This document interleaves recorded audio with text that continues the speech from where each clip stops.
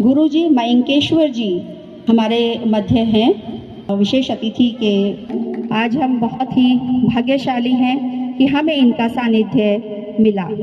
शैक्षणिक रूप से गुरुजी एक योग्य पर्यावरणविद एवं सामाजिक विकास विशेषज्ञ हैं। उन्होंने संयुक्त राष्ट्र के विकास कार्यक्रमों तथा विश्व भर में वंचित समुदायों के उत्थान हेतु अनेक परियोजनाओं में योगदान दिया है। गुरुजी अपने माता पिता को अपना प्रथम गुरु मानते हैं, जो वर्ष 1988 में तत्कालीन उत्तर प्रदेश के प्रसिद्ध सर्जन थे। उनके दादा एक परोपकारी आयुर्वेदाचार्य थे तथा वे डॉक्टर सर्वपल्ली राधाकृष्णन के शिष्य रहे थे। विभिन्न गूढ़ और आध्यात्मिक विधाओं का गहन अध्ययन एवं आत्मानुभूति के पश्चात गुरुजी इस निष्कर्ष पर पहुंचे कि प्रत्येक मानवीय समस्या का अंतिम समाधान व्यक्ति के अपने भीतर ही निहित है।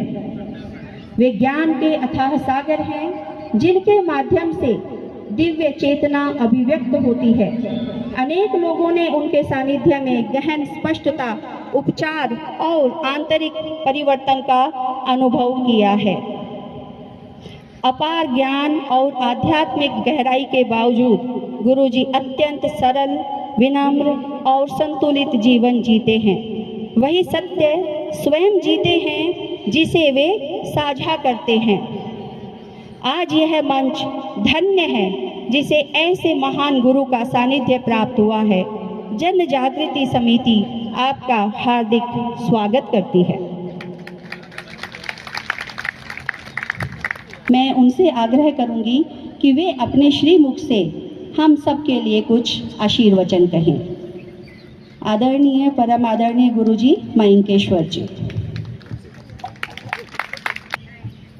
आप सब लोगों को नमस्कार और हिंदू सम्मेलन मंच के भाइयों और बहनों तथा बच्चों को मेरी शुभकामनाएं और बहुत बहुत आशीष।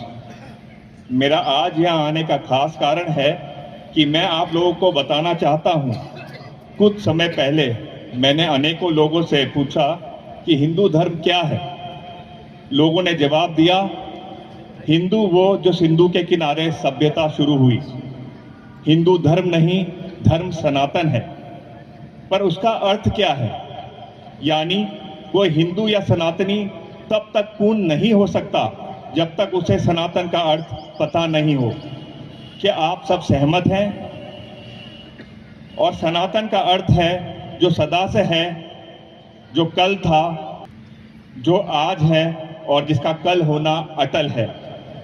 तो वो सनातन केवल आत्मा है, शिव है, जिसे किसी और धर्म के लोगों ने सनातनियों जैसा नहीं समझा और ना ही अपने धर्मों का लक्ष्य बनाया। जब ये सनातनी संस्कृति के साथ मिलता है तो संस्कृति अमर हो जाती है। सनातन संस्कृति के बाद बहुत सभ्यताएं आई और धूल में मिल गई, पर सनातन अमर है। ऐसा क्यों है दोस्तों? जब ये सनातनी पैसे के साथ मिलता है, समृद्धि के साथ मिलता है, तो भारत सोने की चिड़िया बन जाता है। और जब इस सनातनी के साथ कुछ और समुदाय के लोग जुड़ते हैं तो वो भारत को लूट के ले जा लेते हैं। गौरतलब बात है, वो भारत को लूटते हैं, होना तो उल्टा चाहिए था। वह हमारे देश में आए थे और इतनी बार भारत को लूटने के बाद भी भारत को कोई पूरी तरह लूट नहीं पाया। तो दोस्तों, ये सनातन और सनातनी की समझ क्या है हमारे अंदर, जिसने हमारे वेद को, पुराण को, गीता को अमर कर दिया। इतना ही नहीं, अंग्रेज इसके फुल टाइम प्रचार में लग गए हैं। आज मेरे कई अंग्रेजी मित्र हैं जो सनातनी बन गए हैं और मैं उनसे प्रेरणा लेता हूं। ये हमारे लिए बहुत हर्ष की बात है। और इसलिए जब तक हम में जिज्ञासा नहीं आएगी सनातन के प्रति, तब तक हम सनातन में गहरे नहीं हो सकते। सनातन में गहरे होने के लिए 1000 जन्म भी कम है।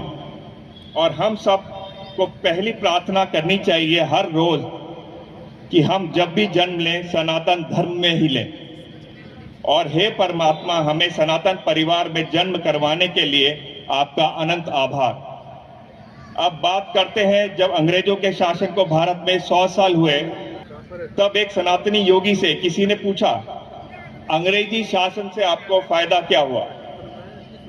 तो योगी ने कहा, अंग्रेजी शासन से, मुगल शासन से सनातन धर्म दुनिया के चप्पे चप्पे पर पहुंच गया।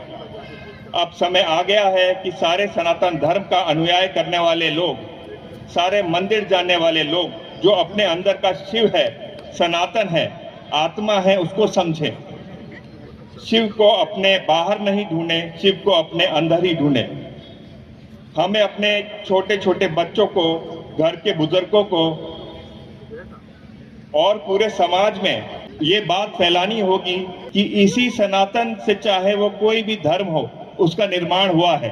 तो हम सब लोगों का इस सनातन को जानना अनिवार्य है, क्योंकि हमें आत्मनिर्भर होना है।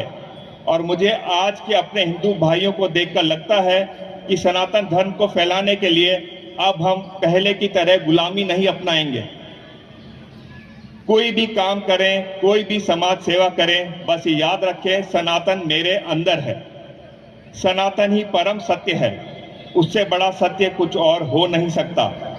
जैसा कि हम सबको पता है कि हमने सबको जगह दी, क्योंकि दूसरे मानव का आदर, मूलतः अतिथियों का आदर, सत्कार हमारी संस्कृति का अटूट हिस्सा है।